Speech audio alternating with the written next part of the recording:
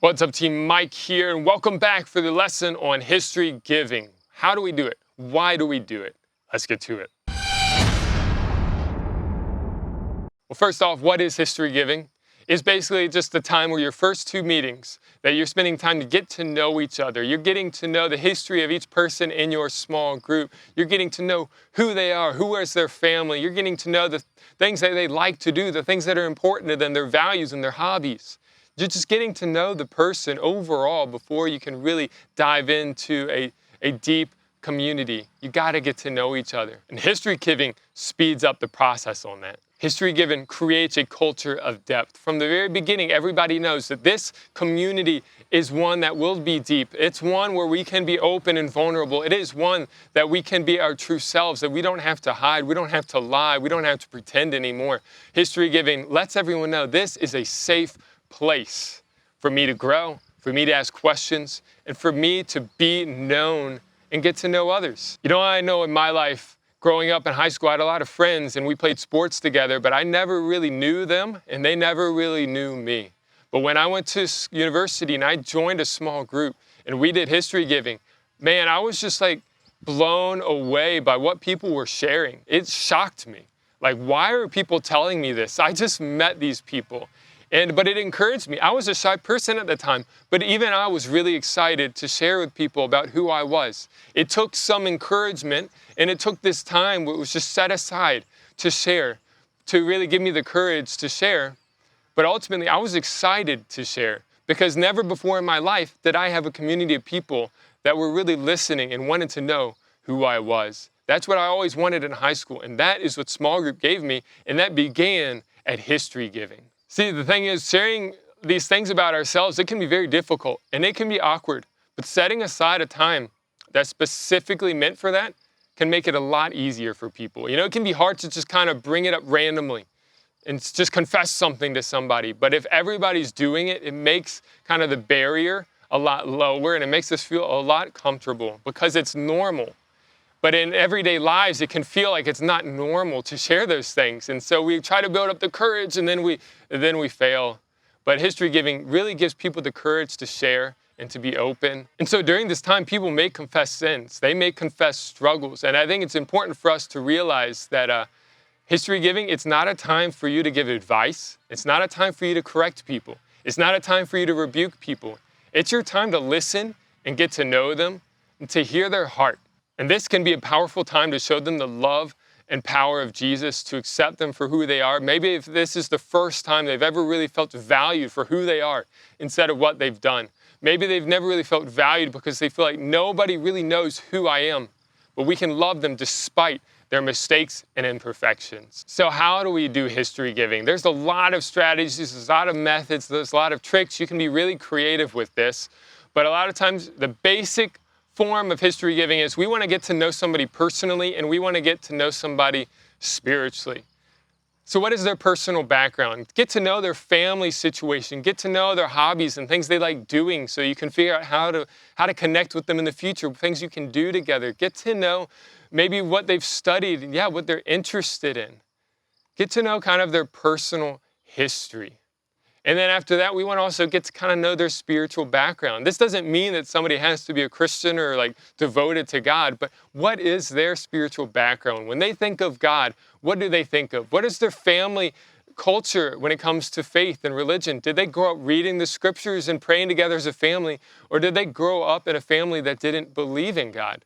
Like, these are things that we should be learning about people. And remember, as the leader, your goal is to remember these things. So after the meeting, as best you can, try to take some notes so you can remember, who are these people? What are their hobbies? What are the things that are on their heart? What are the things that really shape them to become the person that they are today?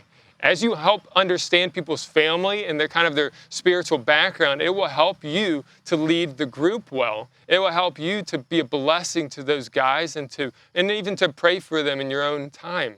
And during that time, you can even ask them questions like, why did you join this small group? Like, what do you hope to gain out of this small group? And that can help direct you and how to lead the group in the future as well. And so a few ways that we can actually get to the heart of these personal histories, some of the spiritual history, in a more creative, fun way is that one way is you can ask everybody to draw a dinner table.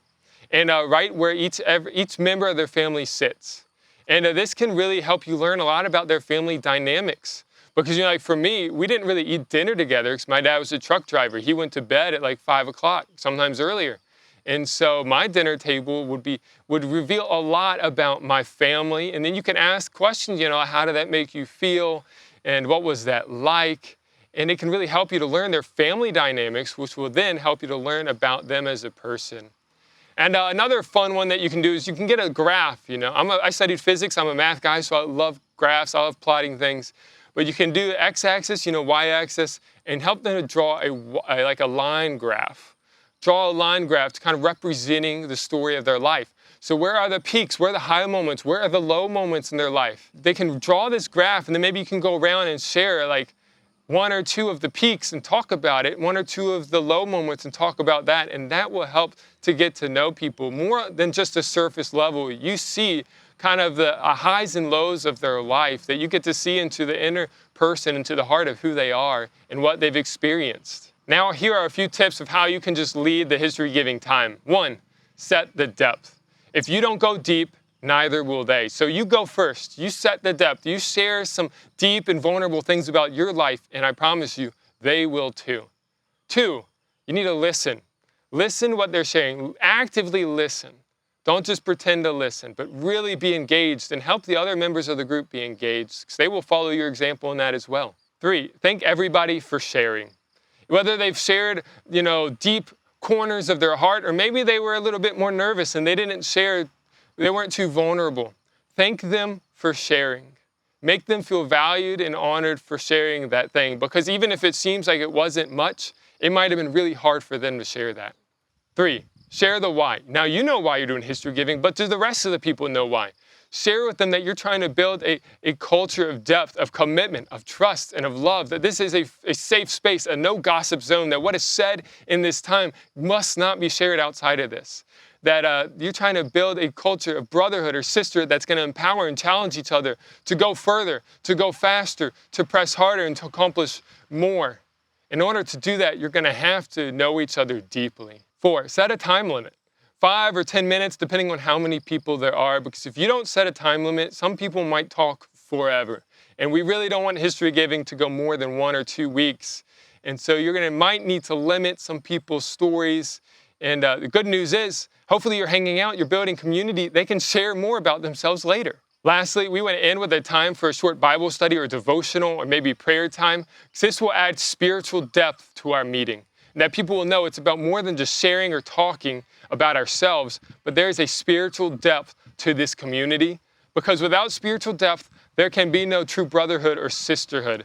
Because ultimately, what is a small group? It is a group of men or women that are on mission to know God and to make Him known.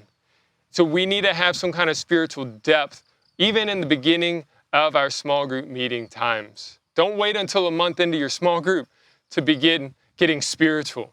Well, there you have it. There is history giving. What is it? How do we do it? Why do we do it? And I believe that if you do that, you will begin on a high note. You will begin with some strong momentum as you begin to pursue the Lord together and build community together.